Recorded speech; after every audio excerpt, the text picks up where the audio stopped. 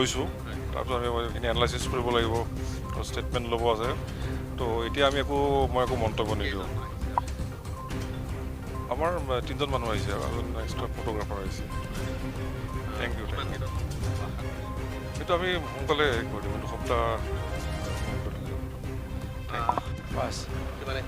আমি কৈছোঁ যে আমাৰ এনেকুৱা পাব্লিক ঘৰত এনেকুৱা কিয় হ'ব লাগে এইটো মই কৈছোঁ এনেকুৱা হ'ব কিয় লাগে বুলি মই কৈছোঁ বহুত দুখ পাইছোঁ দেই চৰকাৰী মানুহ এনেকুৱা মানুহ ৰাস্তাত মাৰিব লাগে আৰু পাব্লিক ঘৰত ইমান হাৰেছমেণ্ট দিব নালাগেতো এইটো কৈছোঁ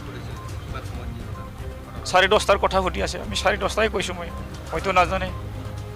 এইখিনি